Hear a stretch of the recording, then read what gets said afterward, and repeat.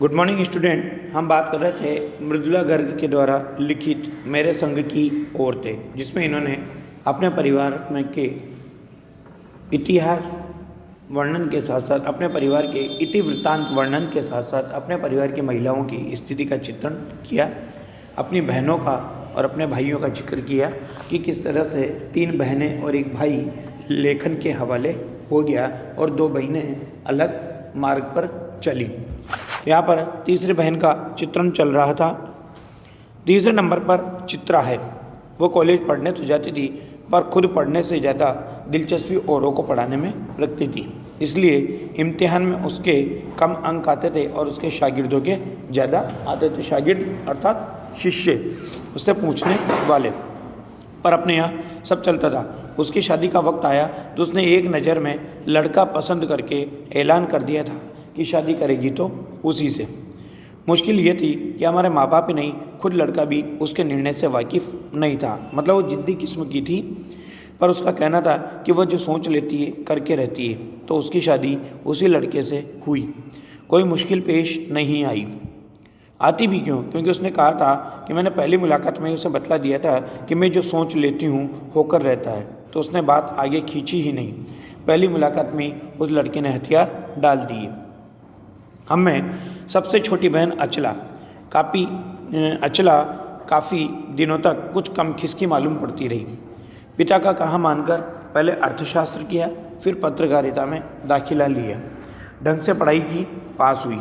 फिर पिता की पसंद से शादी भी कर ली, पर उसके आगे वो लीक पर नहीं चल पाई, यानी परंपरा पर नहीं चल पाई।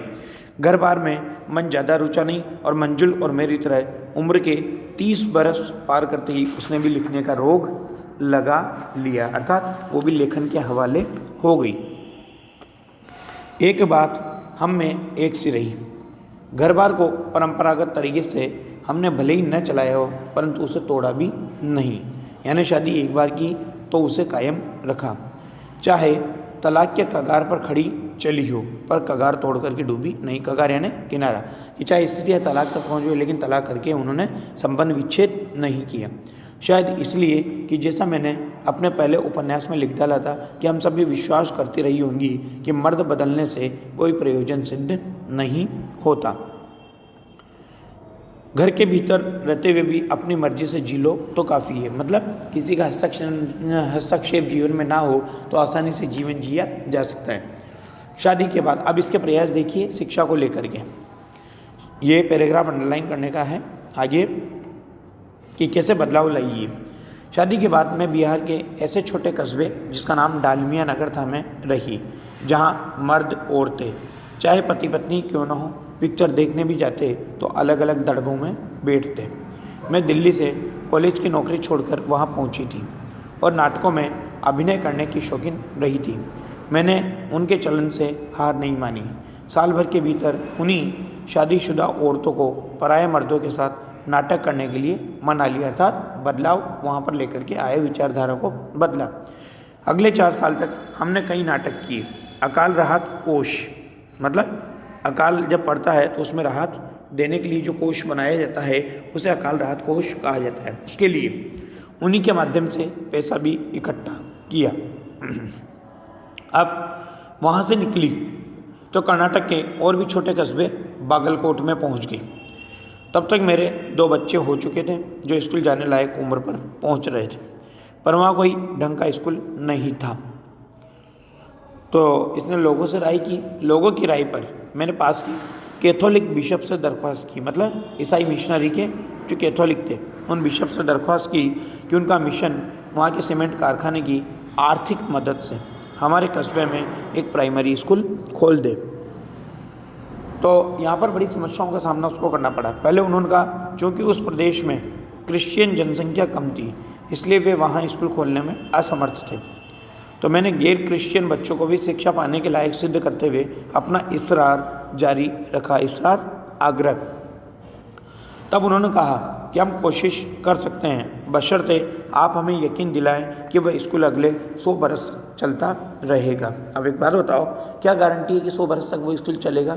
आपको अपने जीवन का ही भरोसा नहीं है तो स्कूल का आप कैसे भरोसा दिला सकते हो? मुझे गुस्सा आ गया। मैंने कहा स्कूल की छोड़िए, किसी के भी बारे में यकीन नहीं दिलाया जा सकता कि वह अगले 100 बरस तक चलेगा। वे भी गुस्सा खा गए, बोले खुदा का लाख शुक्र है बच्चों के न पढ़ पाने की समस्या आपकी है, मेरी नहीं। बात कड़वी थी परंतु 100% सच थी। सच के आगे सिर झुकाने की हमारी बचपन की आदत थी। सो मैंने तय किया कि मैं खुद अंग्रेजी, हिंदी और कन्नड़ 3 भाषाएं पढ़ाने वाला प्राइमरी स्कूल वहाँ पर खोलूँगी और कर्नाटक सरकार से उसे मान्यता भी दिलवाऊँगी। वहाँ के अनेक मेहनती और खिसके हुए लोगों की मदद से आखिर इसका ये व्रत पूरा हुआ। मेरे बच्चे तथा अन्य अफसरों के बच्चे उसी स्कूल में पढ़े। बाद में अलग अलग शहरों के अलग अलग प्रसिद्धि प्राप्त स्कूलों में भी उन्होंने प्रवेश प्राप्त कर लिया, दाखिला पा लिया। ऐसे अनेक मौके आए जब मैंने अपने जिद्दीपन के नमूने पेश किए, पर सबसे ज़्यादा उसने मंच पाया मेरे लेखन में।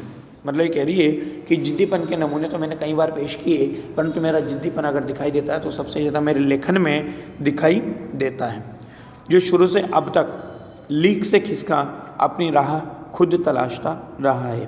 पर सब कुछ कर लेने पर भी मैं अपनी छोटी बहन रेणु के मुकाबिल नहीं पहुंच सकती। अर्थात रेणु जितनी जिद्दी थी, रेणु जितनी लेखन में आगे थी, उतनी ये नहीं पहुंच सकती। 1950 के अंतिम दौर में एक रात दिल्ली में एक साथ 9 इंच बारिश हो गई।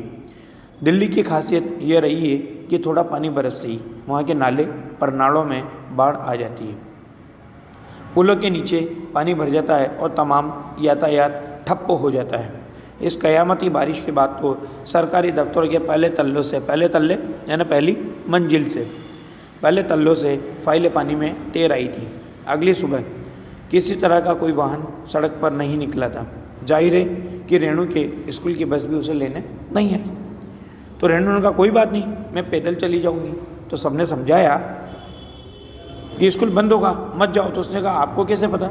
इस सवाल का माकूल यानी उचित, मुनासिब, माकूल जवाब किसी के पास नहीं था। हमारे यहाँ फ़ोन जरूर लगा हुआ था, स्कूल में भी रहा होगा, पर बारिश के चलते वह ठप्प पड़ा हुआ था। तो रेणु अकेली पैदल स्कूल चल दी। गनीमत यह थी कि बारिश एक मुश्त बरस लेने के बाद थम गई थी। सड़कों पर पानी था पर और बरस नहीं रहा था। तो रेणु 2 मील पैदल चलकर स्कूल पहुंची। जैसा हमने कहा था वो बंद था। चौकीदार रेणु को देखकर दंग रह गया, पर रेणु को उस बात का कोई मलाल ही नहीं था। वो वापस 2 मील चलकर घर पहुंच गई। सबने कहा हमने पहले ही कहा था। तो देखिए आप उसके जिद्दीपन का नमूना। उसने कहा स्कूल बंद था तो मैं वापस आ गई, इसमें आपका कहना कहाँ से आ गया? सोचती हूँ कैसे रोमांच का अनुभव हुआ होगा उसे उस दिन, जगह जगह पानी से लबलब करते सुनसान शहर में बिल्कुल अकेले, निचाट यानी बिल्कुल अकेले अपनी धुन में अपनी मंजिल की तरफ चलते चले जाना। सच अकेलेपन का मज़ा ही कुछ और है कि व्यक्ति अगर मंजिल की तरफ जाना चाहता है तो उसको जो आनंद मिलता है वो आनंद और किसी चीज़ में नहीं मिल सकता। धन्यवाद।